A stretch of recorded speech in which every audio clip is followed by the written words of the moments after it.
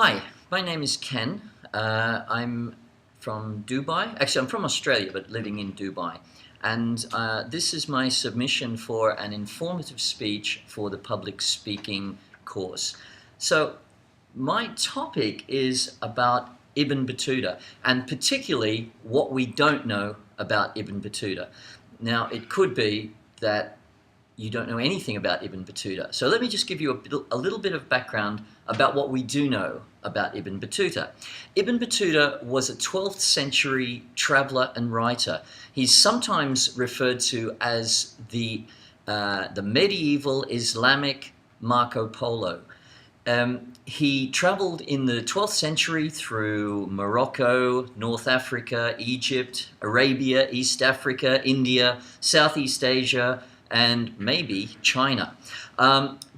So some of the things that make him similar to Marco Polo are the fact that he was in the 12th century, actually about a generation after Marco Polo.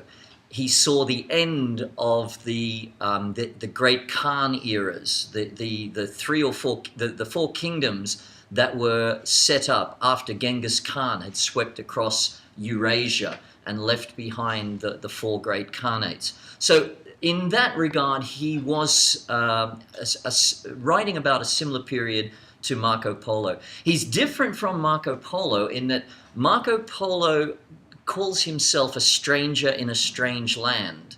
He was always the outsider. He was looking for something different. Ibn Battuta has a different emphasis. Ibn Battuta is exploring Dar al-Islam, the world of Islam. And in the 12th century, everywhere he went, he was never far from medieval Islam. So that becomes very interesting. And his writing is about how Islam has settled in these very different places, which was quite new to his audience at that time. So I'm going to focus on three things that I find very interesting about Ibn Battuta. And those three things are what we don't know about Ibn Battuta. What did he look like? It's curious. We don't know what he looked like. His story got lost. How did it get lost? I'll tell you a little bit more about that as well. And did he really go to China? Because there's some debate over that.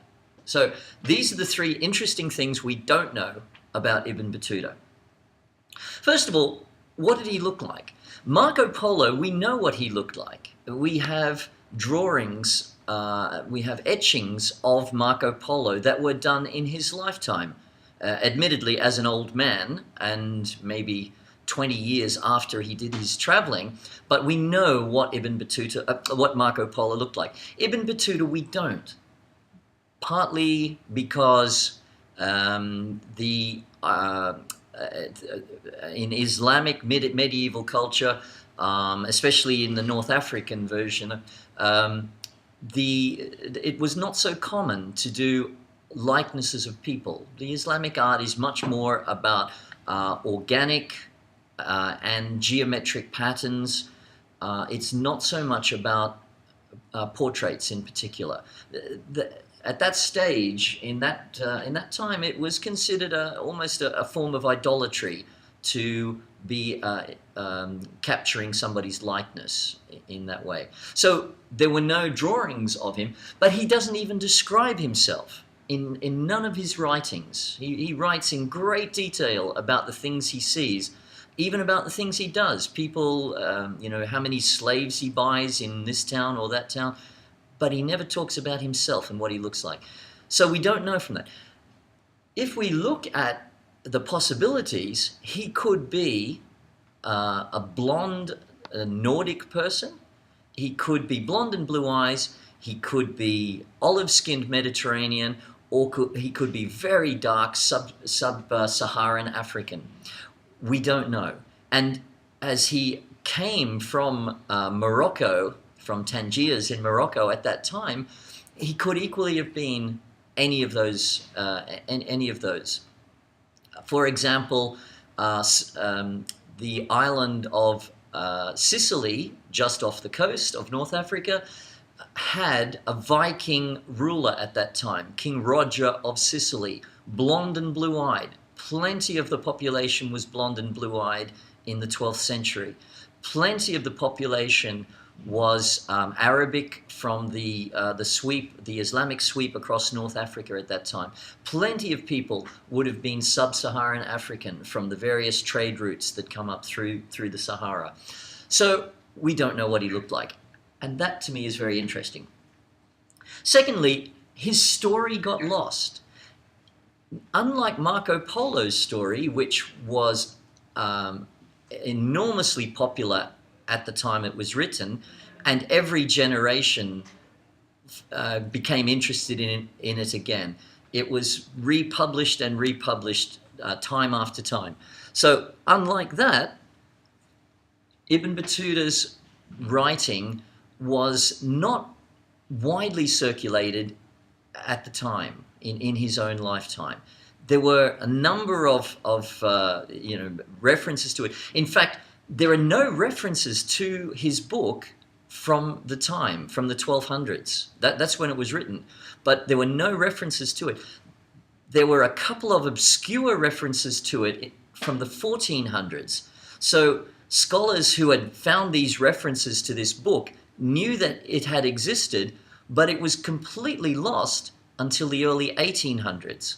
When the French came into Algeria, they found some libraries of old Islamic scripts in the town of Constantine in Algeria.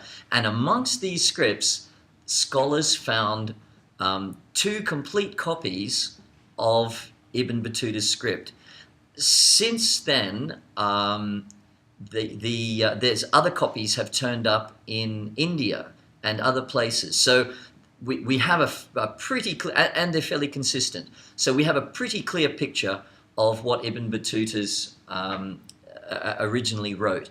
But the fact that it got lost is extremely interesting. I'm running out of time, so I'm going to jump straight to my third question. Did he really go to China? The debate is really around the level of detail that happens when he starts describing China. From being very, very precise and detailed, suddenly his writing about China lacks detail. It's not convincing. So if he didn't go to China, then why would it be in there? And part of the reason goes back to the original comment I made about he was writing about the world of Islam. And if he didn't put it in there, in a way, that was a piece that was missing from a complete picture of Dar al-Islam. It's also possible that he didn't actually say that he went to China, because like Marco Polo, Ibn Battuta's book was narrated and actually transcribed by another person. And that was, in fact, Ibn Juma. And Ibn Juma was a young man who wrote down Ibn Battuta's travels later in life. It's quite possible that it was Ibn Juma who decided that China was missing from the story. So we don't know. We'll never know. It's only conjecture. It's not impossible, and there are a few scholars who think maybe he did go to China, but there are other reasons why that part of the story seems different. In any case, we don't know what he looked like. We have vague ideas of how his story got lost and the wonderful way it was rediscovered, and we don't really know if he went to China or not. Despite all that, he's a fascinating person, and I hope you enjoyed this short, informative speech on him. Thank you.